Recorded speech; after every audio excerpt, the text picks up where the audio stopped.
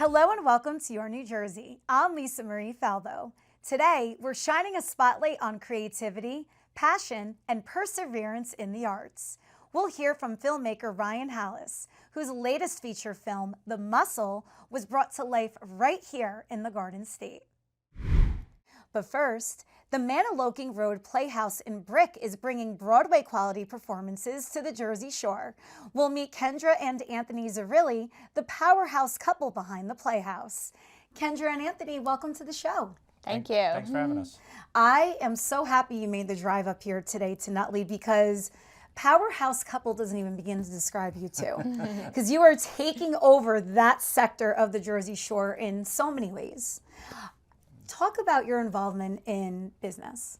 In Brick, New Jersey, I moved there in 1969. My father came down from Trenton, and I'm a third-generation builder. We've been there ever since. I love growing up at the Jersey Shore, getting involved in the community, and been building homes there since I can remember my dad allowing me on the job sites. You know, over the years, met my wife. We had kids and then got involved in the theater program, and since then I grew up off of Mantoloking Road, so it seemed like the perfect spot to build another business. Building is one thing. Yes. But the theater world, Kendra, is so much different. So how did you wrap your head around like owning a theater company? So long story short, we got involved in Brick Children's Community Theater about 15 years ago. Our daughter was very little, and she had her first dance recital, and she came off the stage, and we said, "How was it?" And she said, "It was great, but now I need to be in a real performance." And we knew what she meant is that she wanted a whole show. That dance was just one part of it for her. And she was 3 at the time, and a couple years went by, and I saw audition notices for The Wizard of Oz. We knew nothing about it. I said, you know what, let's just go, bring her, give it a try. I didn't even tell her it was an audition. She just thought it was what she was doing for the day, and she went and she came out and she had fun, and that was the end of it. About a week later, we got a call for a callback, took her back, same thing, she just had a fun day, and then she was cast in the show. We had a great experience. It was Wizard of Oz, she was a little munchkin, and at the end of it, the then founder of the organization stood up on stage and said, "This could be our last show.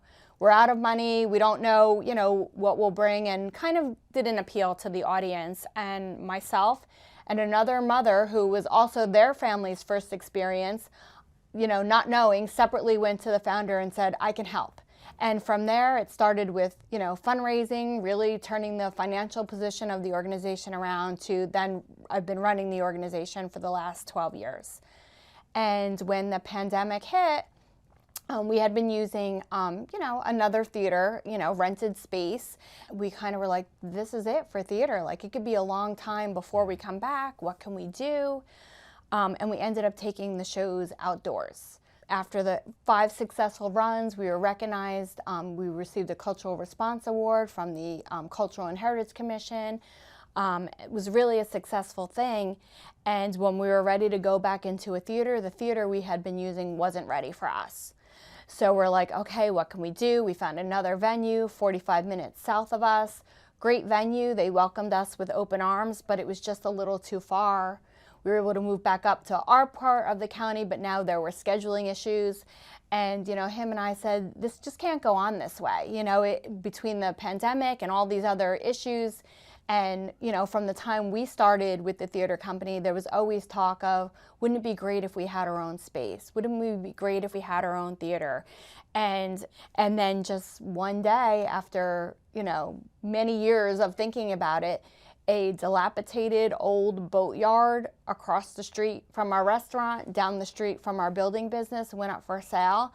And we looked at each other and we're like, do we do it? And we said, what do we got to lose? Let's just go for it.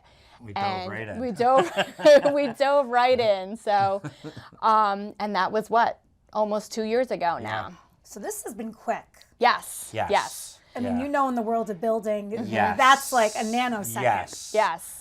We purchased the place. We had to go through a change of use with the township. That was a little bit of a process. Once we did that, we went in for building permits. The day we got the permit, we started, which was September 29th. and we did the complete renovation, addition, and had the place up and running in 4 months. Was there a theater that inspired the build? Once we knew we were doing this, you start to really focus on different places that you go, whether it was off-Broadway, Broadway. We flew down to where our daughter goes to school at UCF. We went to their black box. We went to the other black boxes in the area that are part of schools. And we were taking pictures and taking notes and everything. And we incorporated all the best of what we've experienced from those and put it in one place. Right. And another thing to note is that BCCT is completely volunteer run. So we 100% depend on our parents to help us with things. I mean, we have a technical team that are professionals, but our parents, our stage crew, our parents are set construction, props, costumes. So we've had a lot of experience knowing what goes on backstage, how things work. So we were able to take all of 12, 15 years of knowledge. And, you know, like I said, once we knew we were doing this project, we paid attention to every detail in every theater we went to. We're like, we like that. We don't like that. We can make this work. We can't do that. You know, I would say we took everything that we knew and experienced. I mean, we, you know, when we started, the company was operating out of schools. So we would bring all the equipment there. Then we went to a real theater, what I call a real theater, a professional theater. We had storage facilities, probably 5 or 6 of them, between Lakewood, Bricktown, all over with just stuff in it. We've had trailers at another location, 4 tractor trailers full of stuff. Then we would rent a warehouse in order to build our sets. And then we would have the show somewhere out, you know, at the whatever venue we were at. We had our studio and rehearsals, So now everything is under one roof. Everything. Wow. We build the sets there. All the costumes are there. Our props. We run our business out of there. The kids rehearse there. We teach performing arts classes there. So to be able to consolidate everything, especially when you're so dependent on volunteers, has taken the load off of everybody, we think, in the long term. Oh, it's incredible. It just came out awesome.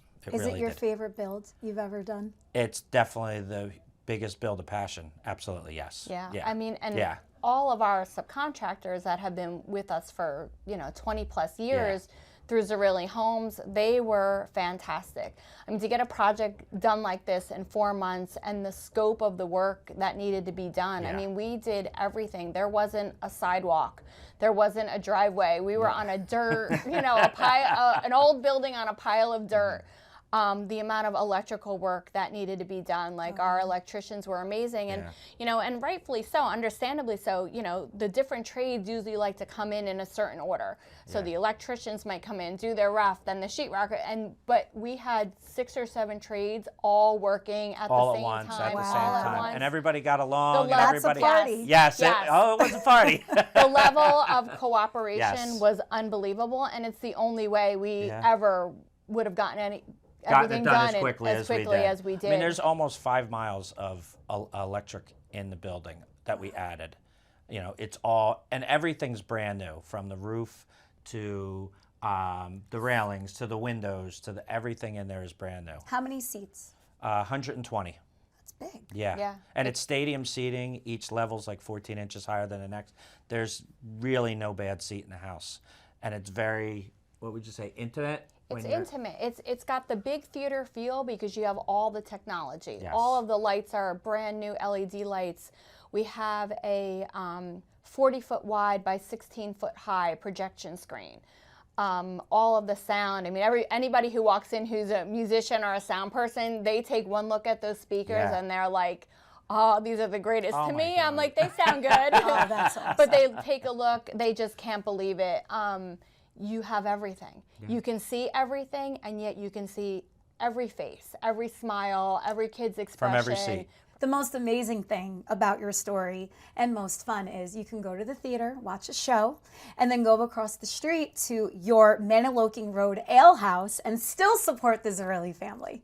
Absolutely. The restaurant's been there for, God, it's got to be probably 30 years, but we've owned it for the last 8, and we just completely renovated it. And both venues, the restaurant and the Playhouse, so it's the Mantoloking Road Playhouse and the Mantoloking Road Ale House, everything is synced together. Amazing. Yeah, it really is cool. Really Good is burgers, I'm sure. Oh, absolutely. Yes. The food is spectacular. So anything else has always kind of been in our control. And if there's a little bit of a setback, you know, we're dealing with it. So we're like, okay, we have a setback here, but we'll deal with it. We'll move on. Every setback here felt like, oh my gosh, what if we let these kids down? What if we let our families down? What if we don't get open? Yeah. Right? And we had been without a place to perform since the summer, which, you know, we normally do 3 or 4 shows a year. It was the first time in probably 30 years we didn't do a holiday show, or, you know, because we just didn't have somewhere to perform. And we're like, and we knew that was going to be the case going into this, but we're like, if we miss one more time, we would just be heartbroken to have to go to the kids and say, you know what, it's just not going to work out. You guys have to wait a little bit longer. You know, as an adult, you understand that. As a kid, these kids put their heart and soul into every performance, I mean, these kids. It was incredible seeing them on stage. The first day they walked in for their first rehearsal, because none of them got to see it until we were allowed to open the doors. It was a construction site, literally until they came in for rehearsal. I mean, the week before, 5 weeks ago, there weren't seats in the place. We got the CO the same day as the first tech rehearsal. 4:47, and tech rehearsal was at 5 o'clock, and we got the CO. Wow. So it was that close. I'm sure you guys were on the phone a lot. Oh my God! Yes. And listen, the township, really, everybody worked with us. They worked with us. They love the project. They love what it's doing for the community. Because so many people in the township are involved in it. Yeah. They want to see the shows. They know what it's going to do for the children and the community. So they really worked and helped us along with the whole project. So talk about your splashy grand opening. When everything was finally done, how did you celebrate? So the first show that we opened was Frozen, and that was with Brick Children's Community Theater. We had 6 sold-out shows over the course of a weekend, exceeded our expectations. Everything just came together. At the end, it was so nice to say, you know what, we don't have to make multiple trips, lugging equipment back, putting costumes away. Everything was right there. Our second weekend, we had Remember Jones, who is one of our BCCT alum. He grew up at Brick Children's Community Theater.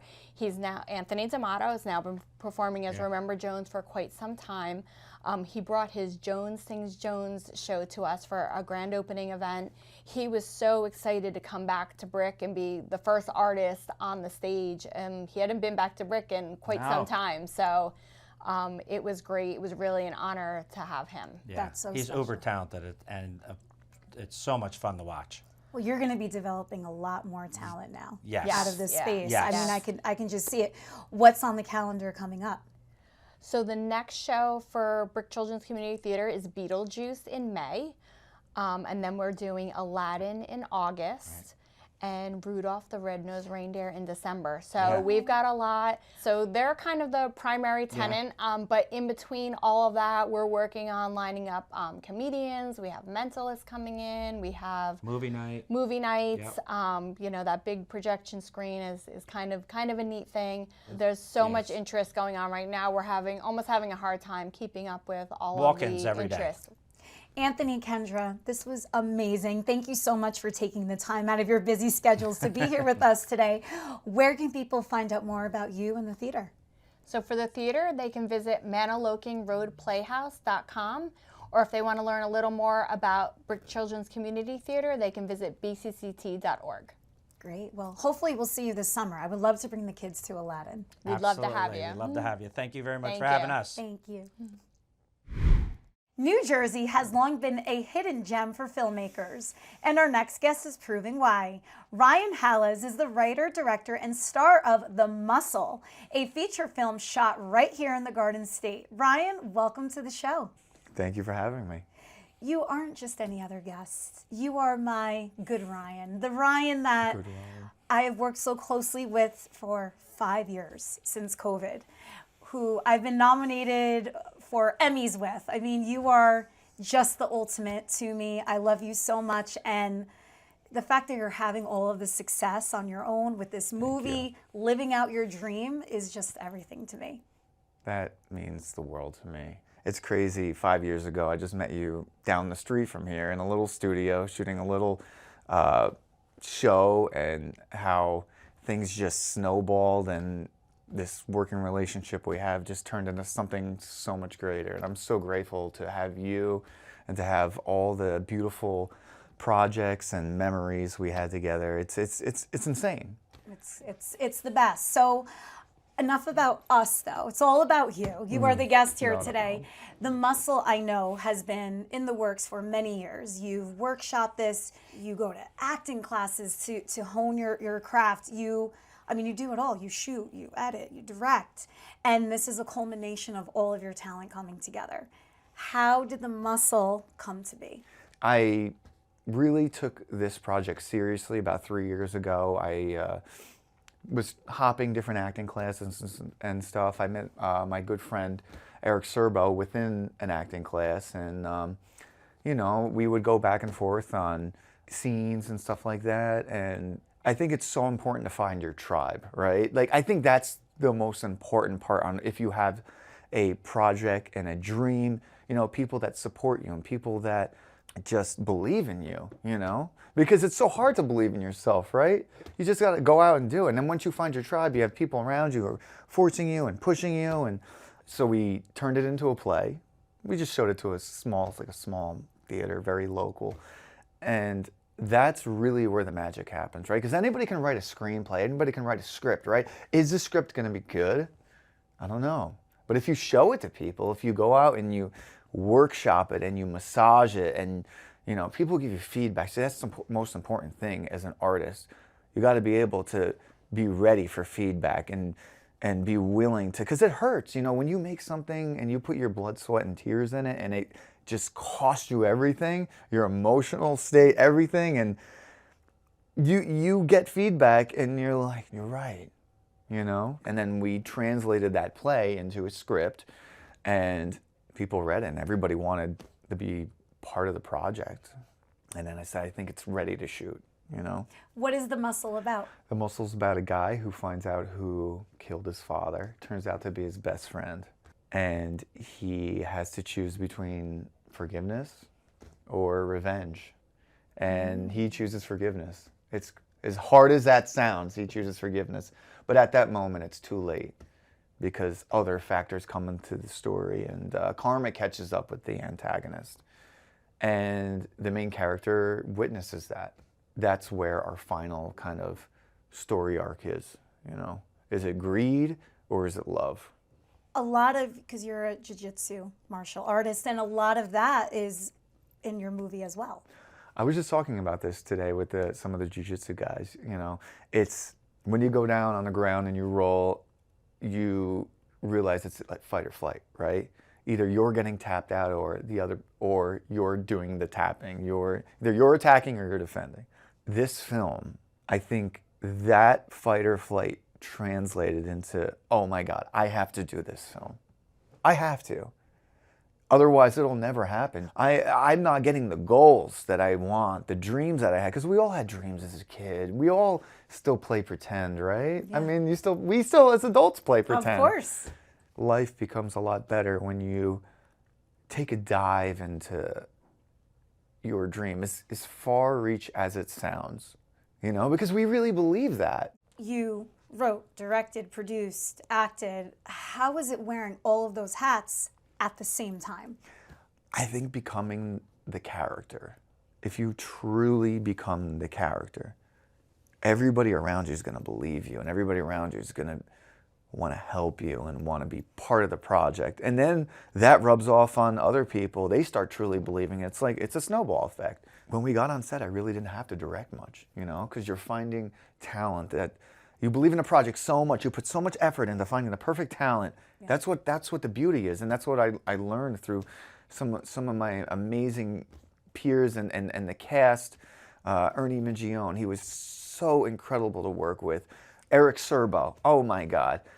When you work with amazing people, they rub off on you, and you rub off on them, and it becomes this beautiful thing. It becomes so real and so organic, and there's no more acting. Acting you're not an actor, you're not performing, you're just being the character. You are that character.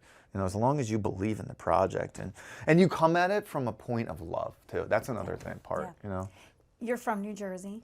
You shot and directed this film in New Jersey. Where exactly did you film? So I tried to show that as much as I can through the B-roll. We shot down the Turnpike. There's a lot of Turnpike shots. There's a lot of homages to older mafia films shot in New Jersey, Sopranos. We also shot on a stairwell in Hoboken to Jersey City Heights. And we also did shoot too in New York as well a little bit. I got to give credit to New York. You know, Hey, it's there like are big brothers. right. Across We're the river, right? we're back and forth. Yes, Exactly. one and the same in a lot of ways. We're family. You know. Exactly.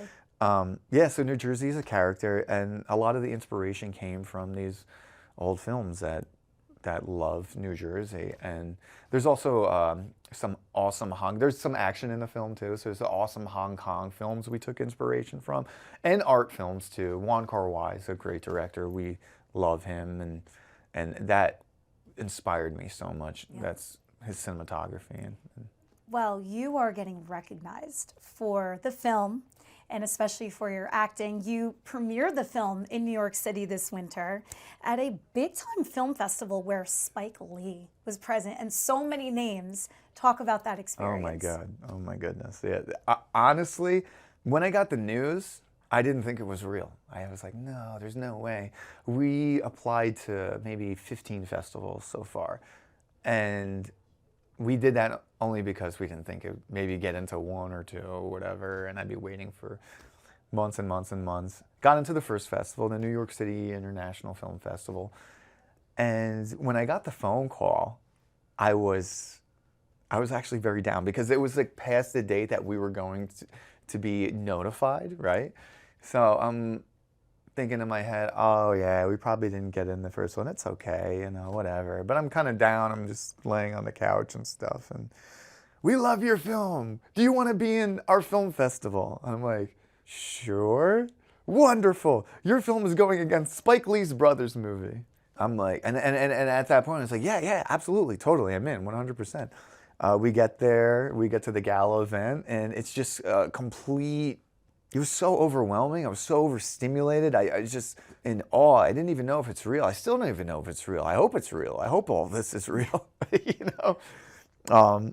Met Spike Lee, wonderful guy. It was a crazy event. I couldn't get a photo with him, but I got a photo with his brother. And there was a lot of people there.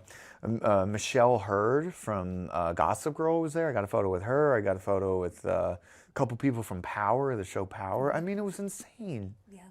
It was insane meeting all these people, and I'm just this like dude from Jersey who was a projectionist at the Forum Theater. I used to splice film, and now I'm, you know, I made a movie, and it's in this film festival with all these insane people, and I really didn't know how to handle it or digest it. I'm still digesting it, you know. Yeah, well, but not only did you get in a film festival, not only did you screen it in front of a sold-out packed audience, of all the films, you were named Best Actor. That's what this little guy is for. It's so surreal, and I really got to thank my cast for this, and my crew, my cast, producer, everybody involved. You know, it was a collaborative process that we all won this. You know, it wasn't just me who won this; it was everybody who won this. You know, we got nominated 3 times: Best Film, Best Director, Best Actor. And it's an absolute honor to be nominated and to win something. It's just even more of an honor. But this is a win for all of us. This is a win for all of us. You know, the cast pushing me, making sure that everything is perfect. Because everybody on set that day, there was not one person that didn't believe in the project. Everybody was just making sure everything was perfect. You know, and that having the right people around you really is what will get the win. And this is everybody's win. You know. Before we wrap, what's next for the film? So we're still waiting on 14 more festivals. We're hoping that Tribeca Film Festival, please, if you're watching this, please accept this film. I will make sure that the audience is sold out. I will do everything to make sure those seats are packed. And then we have a lot of smaller festivals in Manhattan that we're waiting for too, which will be also great as well to have in. Well, keep plugging. I mean, you are such an inspiration to all of those watching that maybe have their own big idea. but not really sure how to make it from here to the big screen. Hey, maybe we got to get you in the next film. I know, you kept asking. Don't and worry. I kept being busy, and this was so much fun. Where can people find out more about you and to see the film? Please follow us on Instagram. It's The Muscle Movie, hashtag The Muscle Movie. There you'll find all the information about what film festival it gets into and how to see it. And then you can also find me on Instagram as well. I'm always posting stuff about the movie and whatnot. Great. Well, Ryan, congratulations, and I cannot wait to see what's next for you and the muscle. Thank you so much, Lisa. Oh, let's make muscle. Look at those Okay. guns. Yeah, Love yeah. it. Yes. Not as thank big as you. yours, but No, They're there. I'm going to send you out to collect now. You got. thank you. Thank you so much. Thank you for joining me on another episode of Your New Jersey. I'm Lisa Marie Falbo. We'll see you back here next week.